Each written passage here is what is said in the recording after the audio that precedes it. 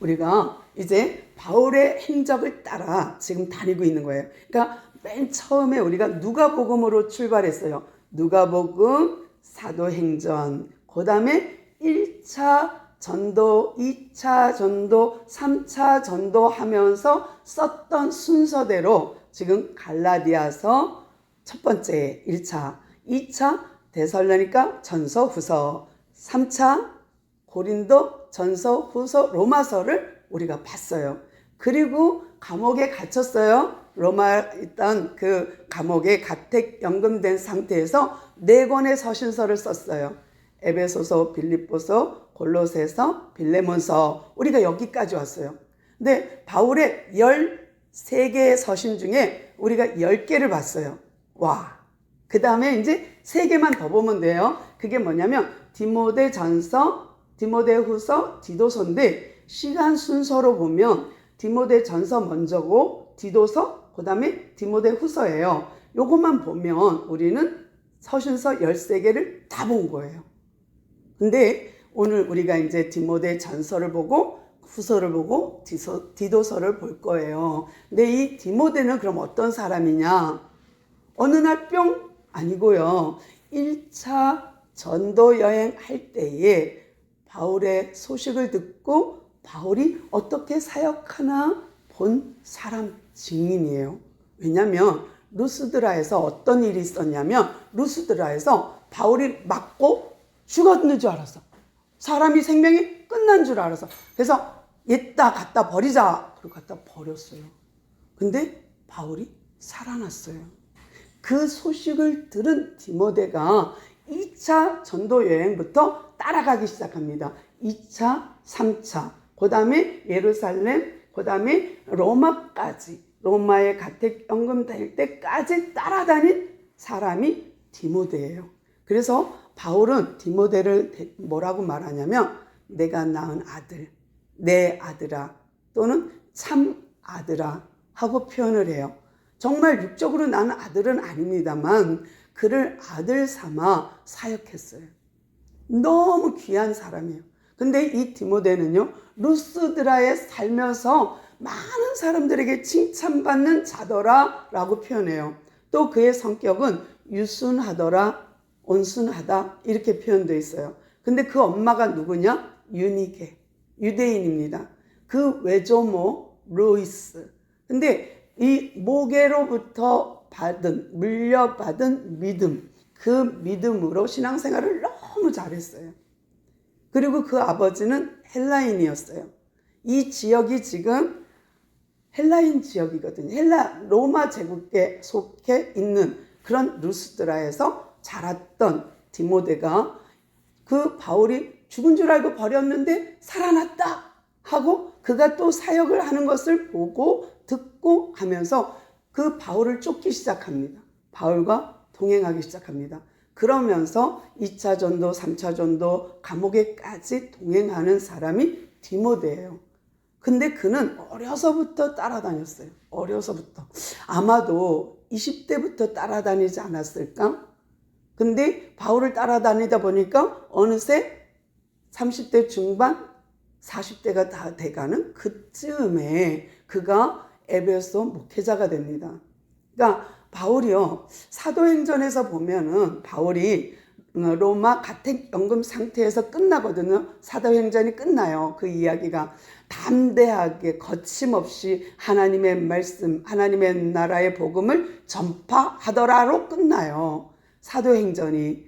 그리고 그가 거기서 나왔어요. 감옥에서 풀려났어요. 그리고 뭐 했는지 성경에는 없어요. 사도행전에는 없어요. 그런데 그 다음에 기록한 디모데 전서, 후서, 디도서를 보면서 아하, 바울은 로마 감옥에서 나와서 또다시 개척하러 다녔구나 하는 걸 알 수 있어요. 이번에는 그가 단순히 복음만 전하고 어떤 집에 가서 복음을 전하고 이 정도가 아니라 교회를 세웠다는 걸 알 수 있어요. 그래서 이제는 거기에 목회자를 세웁니다. 근데 먼저 그레데 섬으로 가서 디도를 세워놓습니다. 목회자로. 근데 거기는 그레데 섬은 바울이 언제 갔느냐? 그 뭐죠? 압송당할 때, 로마로 압송당할 때 지나쳐간 섬이에요. 거기서 잠깐 머물렀던 섬이 그레데 섬이에요. 근데 거기를 잊지 못하는 거예요. 바울이. 거기서 사람들이 복음을 듣고자 했는데 하고 생각하고 이 로마 감옥에서 나와서 먼저 그레데 섬을 갑니다. 그래서 디도야, 네가 여기서 목회해. 여기서 네가 목회자가 되었으면 좋겠어. 장로가 되었으면 좋겠어. 너가 감독이 되었으면 좋겠어. 라고 하고 거기다 세워둔 거예요. 그 다음에 올라간 것이 어디냐? 에베소예요. 에베소에 가서 디모데야, 네가 여기서 목회했으면 좋겠어. 그동안 우리가 씨를 뿌렸잖아. 이제 너가 거기에 열매를 맺어야 돼. 교회를 세워서 에베소 교회를 네가 담당했으면 좋겠어 하고 거기다 목회자로다가 디모데를 세워두고 그 다음에 바울은 마게도냐로 갑니다. 마게도냐로 갔다가 어디로 가요? 그가 가고 싶었던 곳이 있어요. 꼭 가고 싶었던 거. 땅끝 스페인이에요. 서바나로 가고 싶었어요. 그래서 그는 마게도냐를 가서 서바나를 갔는지 안 갔는지 그건 성경에 없어요. 그래서 그 이후는 몰라. 근데 마게도냐 간 것까지는 바울이 말을 하거든요. 내가 너를 에베소에 두고 이제 마게도냐로 갔는데 그것이 늘 마음에 걸려. 마음이 아파. 이게 신경이 쓰여. 왜? 에베소라는 지역이 험악하거든요. 왜 험악하냐? 사람들이 못돼서 아니 그거보다는 우상이 만연한 곳이에요. 우상이 꽉 찬 곳이에요. 왜냐하면 에베소에는 바울이 가장 길게 사역한 곳이에요. 2년 3개월. 두란노 서원에서 2년, 또 회당에서 3개월. 아주 길게 보면 3년 가까이 사역을 한 거예요. 그런데 그가 거기서 오랫동안 사역한 이유가 있죠. 왜요? 거기는 정말로 어마어마한 아데미 신전이 있었거든요. 그 엄청 아름드리 기둥이 127개가 세워질 정도로 거대한 정말 불가사의한 건축물이 지어졌고 그 아데미 신전에 사람들이 모여서 크다 아데미여 크다 아데미여 하면서 아데미를 찬송했던 찬미했던 곳이 거기거든요. 그뿐만 아니라 그 아데미 신전 주변에는 어마어마한 우상을 섬기는 그 상점들, 우상을 만들어 파는 상점들로 인하여 그들이 먹고 살았거든요. 그런데 거기에 바울이 복음을 전하면 어떻게 해요? 사람들이 자기의 먹거리를 끊어버리는 정말 복음 때문에 장사가 안 되는 일이 생기잖아요. 그러니까 좋아하겠어요. 근데 여기에 교회를 세운다? 거기에 유순한 디모데를 놓고 간다? 마음이 편치 않죠. 그러면서 또 에베소는 학식, 지식, 철학이 있는 곳이에요. 그러니까 어마어마한 종교와 함께 거기에는 지식층이 많이 있는 곳이었기 때문에 디모데를 둘 수밖에 없는 거예요. 왜? 디모데는 어려서부터 유니게로부터 로이스로부터 받은 믿음의 산물이 있거든요. 믿음의 그 재산이 있거든요. 그러니까 너를 둘 수밖에 없어. 여기 디도를 둬봐라. 디도는 못하지. 근데 너는 할 수 있어. 하면서 디모데를 둔 거예요. 근데 그렇게 오랜 세월 선생님 또 아버지처럼 따르던 바울을 떼고, 그러니까 바울과 떨어져서 자기 혼자 단독 목회를 해야 되는 담임 목사로서 에베소 교회를 이끌어가는 디모데 입장에서는 겁나고 두렵죠.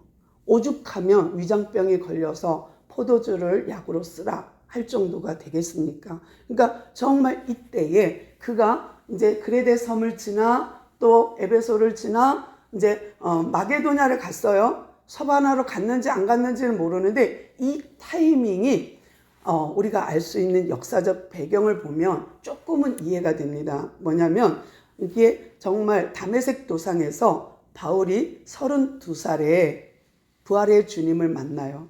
그리고 이방인 사도로 임명받고 그가 14년 후에 그 시리아 안디옥으로 갑니다. 그건 바나바 때문이에요. 그러니까 바나바 때문에 그가 이제 46년에 파송을 받습니다. 선교사로.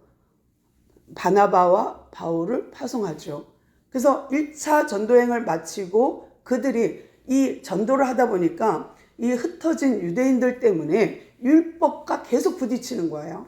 해당에서 계속 부딪히는 거예요. 바울의 복음과 율법이. 그러니까 어떻게 해요? 이걸 가지고 예루살렘으로 갔어요. 그리고 예루살렘 공회에서 회의가 열렸어요. 그게 49년입니다. 그러니까 49년에 공회를 열어서 율법 안 지켜도 돼. 할례 안 행해도 돼. 이런 것이 결정 땅 났어요. 그리고 그 결정난 사건을 가지고 2차 전도 여행을 했어요.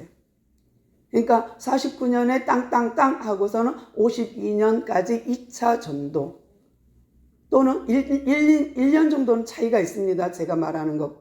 그리고 이제 3차 전도. 그래서 52년 또 56년, 57년 그 다음에 예루살렘 교회로 왔어요. 그래서 연보를 드리고 감금되고 거기서 체포되고 로마 압송 4년 걸렸어요. 그러니까 62년, 63년 되겠죠. 근데 요때에 풀려납니다. 62년쯤에 이제 풀려나요. 그리고 다시 62년에 이 그레데 섬과 에베소, 마게도냐 갈 때에 63년, 64년쯤 돼요. 근데 이게 문제가 뭐냐면 이제 그레데 섬을 개척하고 에베소 교회를 개척하고 마게도냐로 갈 때에 그때에 65년으로 봅니다. 학자들은. 그런데 문제는 뭐냐면 64년에 로마에 대화재가 일어나요. 그러니까 네로가 64년 7월 18일에 불이 나갔고 열흘 동안 로마 시내가 탑니다. 불에 타요. 근데 이게 잠잠하게 꺼지나 했는데 또 불이 나요. 그러니까 불씨가 남아 있었던 거죠. 근데 그때 우리가 말할 수 있는 것은 뭐냐면 판자촌 같이 도로가 이렇게 밀집돼 있어서 도로가 넉넉지 않아 갖고 소방 시설이 좋지가 않아서 계속 불이 타는 거예요. 그러니까 어마어마한 대화재가 일어났어요. 그러니까 사람들은 네로가 그랬다 이렇게 된 거예요. 왜냐하면 허구한 날 네로가 로마가 대로마가 이래서야 되겠는가, 이렇게 집이 이렇게 도시가 지저분해서 되겠는가 하는 얘기를 했거든요. 그 말 때문에 이건 네로가 불질렀다 이렇게 된 거예요. 그런데 아니야, 난 아니야 하면서 타켓을 잡은 것이 기독교인이었어요. 그래서 어마어마한 대박해가 시작됩니다. 64년부터 68년까지 4년 동안 깡그리 잡아요. 그럴 때에 마게도냐, 그러니까 그레데 섬과 에베소를 지나 마게도냐로 가서 거기서 복음을 증거하고 있는 바울이 체포됩니다. 그러니까 네로 황제 때. 그래서 다시 로마로 압송됩니다. 이번에는 2차 포로 압송, 그러니까 죄수로 갈 때는 그냥 가택연금 정도가 아니에요. 왜냐하면 불질른 장본인 기독교인의 대장이 왔거든. 그는 괴수라, 그는 잡아 넣어야 되는 사람. 그래서 그를 어떻게 해요? 아주 깊은 감옥에 집어넣어요. 습하고 춥고 힘들고 정말 누구와 만날 수 없고 그 다음에 빛도 없는 감옥에 갇히게 되는, 그래서 거기서 순교하게 되는 그런 과정이 있거든요. 그러니까 마지막에 정말 그 감옥에서 이제 마게도냐에서 1차 디모데 전서를 썼어요. 그리고 사역하다가 잡혔어요. 그리고 들어가서 디모데 후서를 보낸 거예요.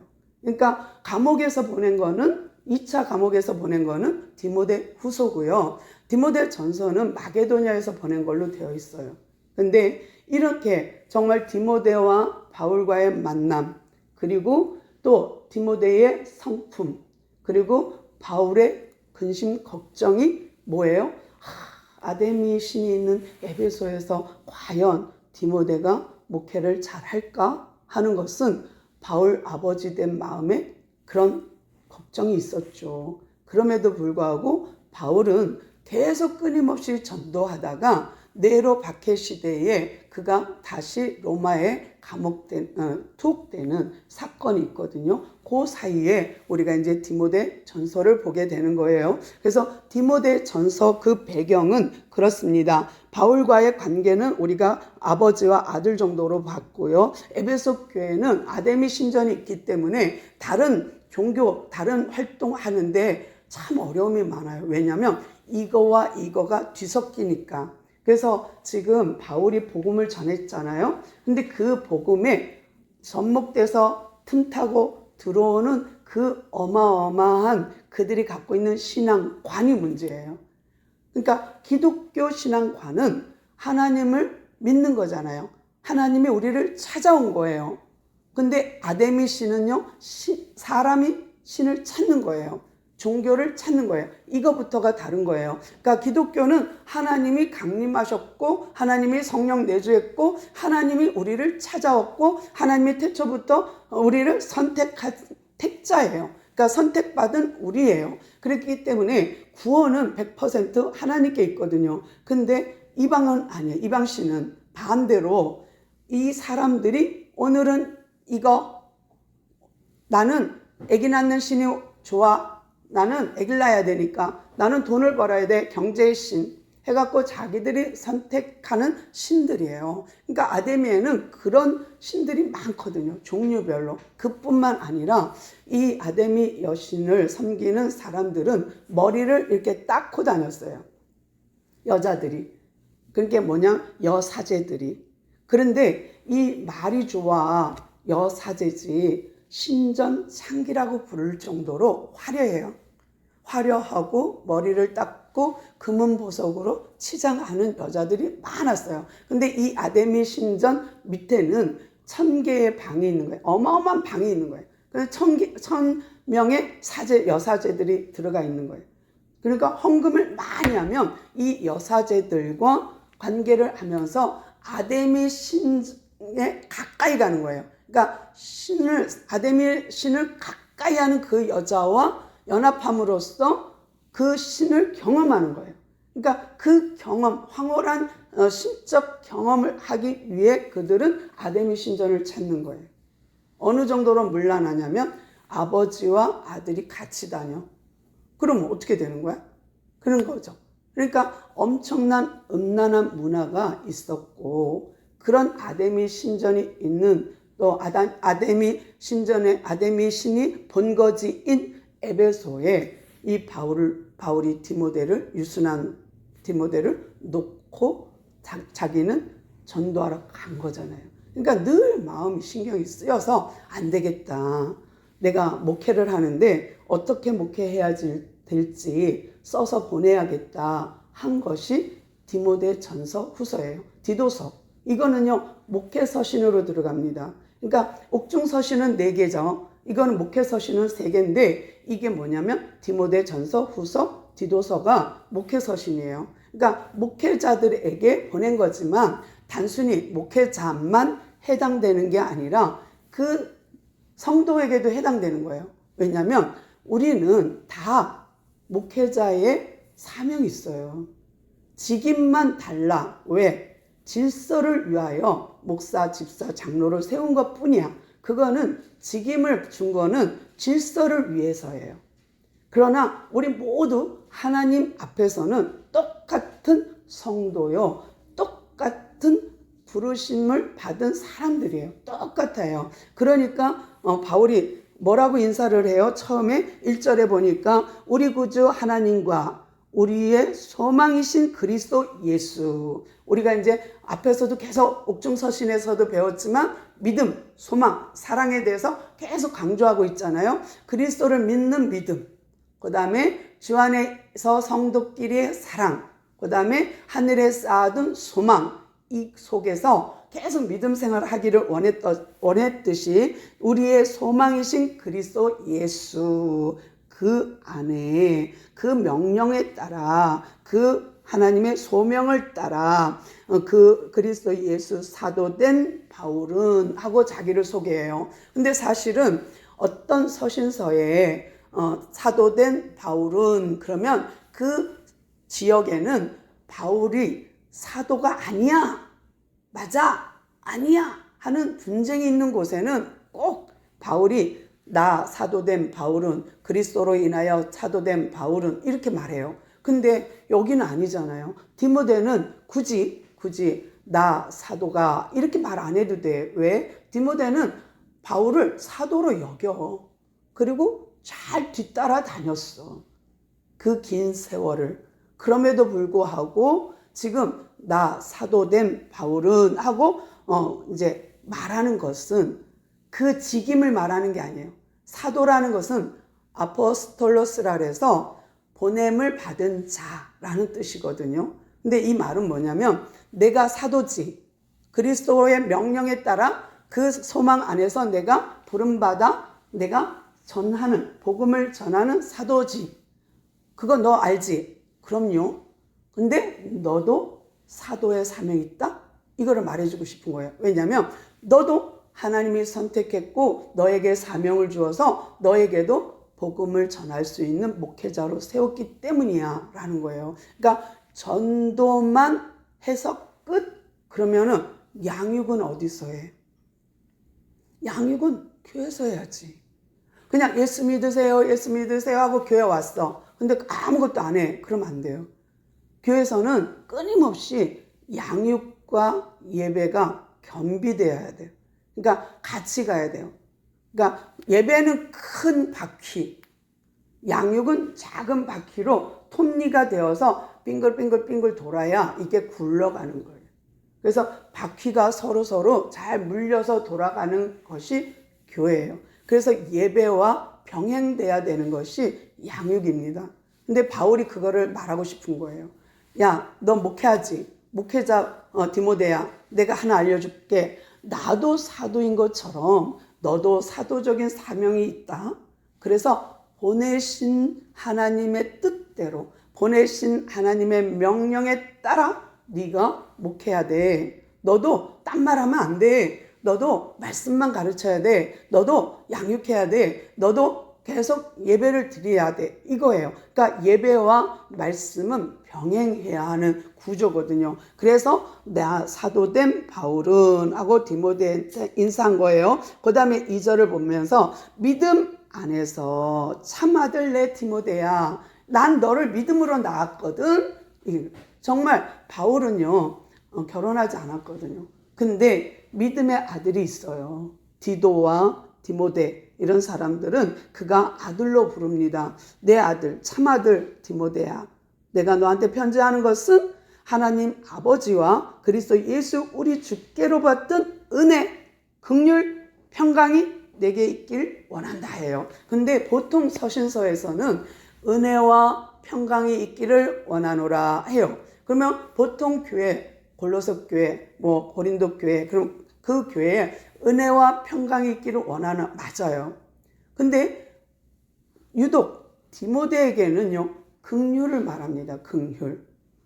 이 긍휼은요 어떻게 보면요, 디모데는 긍휼이 많은 사람이에요. 유순하고. 근데도 굳이 그 마음에 여린 것이 상처될까봐 너에게 은혜와 긍휼과 평강이 있길 원하노라 하고 한 개를 더 집어넣은 것이 긍휼이에요. 무슨 말이냐면 내가 전도할 때와 다른 것은, 목회할 때 다른 것은 긍휼이 꼭 필요해 라는 거예요. 그러면 긍휼이 뭐냐? 자비, 인애 또는 불쌍히 여김, 이런 것일 수 있죠. 근데 이것은 좀 막연하잖아요. 근데 이 막연한 그 긍휼, 자비, 불쌍히 여김, 이게 아니라 너한테는 정말로 이 긍휼이 있었으면 좋겠어 라는데, 이 긍휼은 라함이에요. 라함. 근데 이 라함, 그러면 똑같아 의미가. 근데 이 의미보다 거기에서 파생된 레햄이 있어요. 근데 이 레햄은 어머니의 자궁, 이런 뜻이 있대요. 근데 이 어머니의 자궁에서 10달 동안 아이가 영양을 공급받고 눈, 코, 입이 생기고 손발이 생기고 어떤 뼈에 형성되어서 출생할 때까지 엄마가 품고 있는 것, 그러니까 정말 말씀 예배를 드리면서 말씀 양육이 이루어져서 그 한 생명이 정말 인간답게 그리스도인으로 세워질 때까지 수고를 아끼지 마라. 끝까지 책임져라. 끝까지 품어줘라. 이것이 목회자한테 줄 덕목이었던 거예요. 그러니까 바울은 디모데에게 너에게 은혜와 긍휼과 평강이 있길 원하노라 하고서는 말을 한 거죠. 그렇기 때문에 목회자한테 특별히 필요한 것은 긍휼, 그 품어주는 마음입니다. 그러면서 3절 내가 마게도냐를 떠날 때 정말 너를 두고 내가 떠날 때 후서에는 네가 눈물을 보였다라고 돼 있어요. 눈물을 흘렸어요. 디모데가. 근데 내가 너를 두고 갈 때에 정말 에베소에 내가 너한테 머물게 한 것은 내가 너가 미워서도 아니고 싫어서도 아니고 이 일을 맡길 만한 사람이 네가 적합했기 때문이야. 너도 사도적 사명을 가지고 거기에 에베소 사람들을 잘 양육해야 돼. 근데 왜 그래야 되는지 알아? 그 사람들이 다른 교훈을 가르침을 받기 때문이야. 그 이방 종교의 문화에 물들기 때문이야. 율법이 들어와 그들을 물들게 하기 때문이야. 그래서 네가 바른 복음을, 참 복음을 전하기 위해서 너를 두고 가는 거야. 그러니까 지금 바울이 말하고 싶은 거는 양육에 있어요. 포커스가 정말 다른 복음이 와서, 다른 교훈이 와서 그들을 영적으로 육적으로 잠식하지 못하게, 이방의 그 신의 문화가 들어와서 기독교인들이 짬뽕된 혼합된 믿음을 갖지 않게 하기 위해서 네가 바른 교훈을 가지고 가르쳐야 돼. 이게 내가 너한테 부탁하는 거야. 그러면서 긍휼한 마음으로, 불쌍히 여기는 마음으로 그들을 양육해, 품고 양육해. 왜? 4절 신하와 끝없는 그런 족보에 몰두하는 그 사람들을 정말 그리스 신화와 아데미 신과 이런 율법과 이런 모든 것을 다 그들이 따르거든. 근데 그거는 믿음 안에서는 그다지 도움이 되지 않아. 믿음 안에서, 그리스도 안에서 하나님의 경륜을 따라서는 그들은 반대쪽에 변론하는 것밖에 안 돼. 반대파 이론밖에 안 돼. 그러니까 네가 가서 다른 교훈을 받는 그들을 바른 복음, 바른 교훈으로 그들을 잘 가르쳐 주길 원해. 5절 봅니다. 이 교훈의 목적은 너가 긍휼을 가지고 은혜와 평강을 가지고 그들에게 바른 교훈을 가르치는 목적은 정말 이런 교훈이 있어야 되는데 그 교훈은 뭐냐? 정결한 마음과 선한 양심과 거짓 없는 믿음에서 나오는 사랑이야. 믿음, 소망, 사랑이야. 지금 계속 바울이 디모데에게 원하는 것은 거짓 없는 믿음에서 나오는 그 사랑, 그 다음에 정말 선한 양심, 또 정결한 마음, 이것을 그들에게 가르쳐 줬으면 좋겠어 라는 거예요. 그래서 우리가 오늘은 바울의 목회 서신에서 바라는, 정말 디모데에게 바라는 게 뭐예요?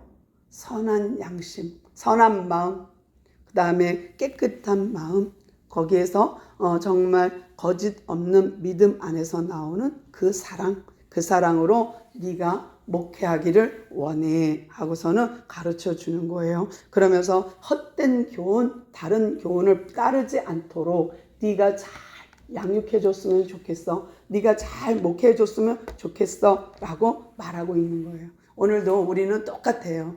시절은 지났어. 우리는 목회자 아니야. 난 목회자 아닌데 난 집사인데 아니요. 우리 똑같은 말을 지금 바울이 우리한테 하고 싶은 거예요.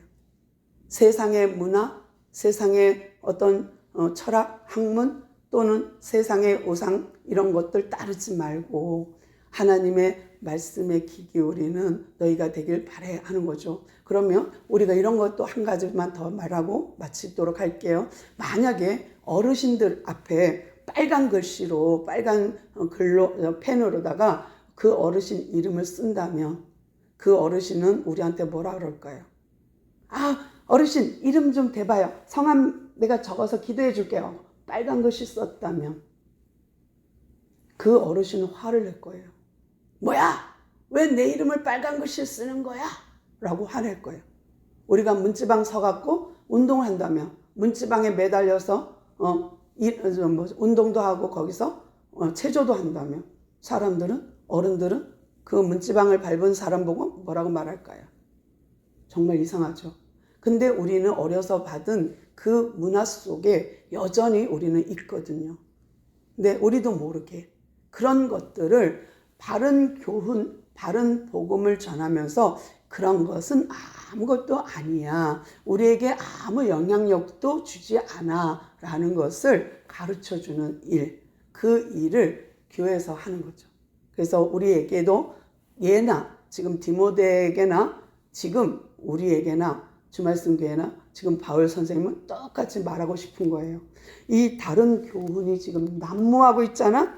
근데 교회에서 뭐 해야 돼? 이거를 다르게 교훈해서 선한 마음, 착한 마음, 그 다음에 그리스도 안에서 사랑을 가지고 그 거짓 없는 믿음을 가지고 선한 양심을 가지고 이 세상에 빛이 되라, 이 세상에 말씀을 전하라 하고 우리에게 권면하고 계신 줄로 믿습니다. 기도하겠습니다. 주님 감사합니다. 지금도 하나님은 살아계셔서 역사하시고 지금도 우리와 함께 하심을 믿습니다. 그 바울과 함께 했던 그 하나님이, 디모데와 함께 하였던 그 하나님이 지금 이 자리에 우리와 함께 한 줄로 믿습니다. 우리에게도 여전히 같은 말을 하고 있습니다. 정말 우리가 세상 문화에 접목되지 않고 혼합되지 않고 오로지 하나님을 아는 지혜와 지식을 가지고 우리가 이 땅에서 승리하게 하옵소서. 오늘도 그 교훈 속에, 그 마음 속에, 그 믿음 안에서 우리가 살기를 원하는 그 하나님의 음성을 듣기를 원합니다. 주님 도와주옵소서. 우리와 함께 하신 주께 감사하며 우리 주 예수 그리스도의 이름으로 간절히 기도드리옵나이다. 아멘.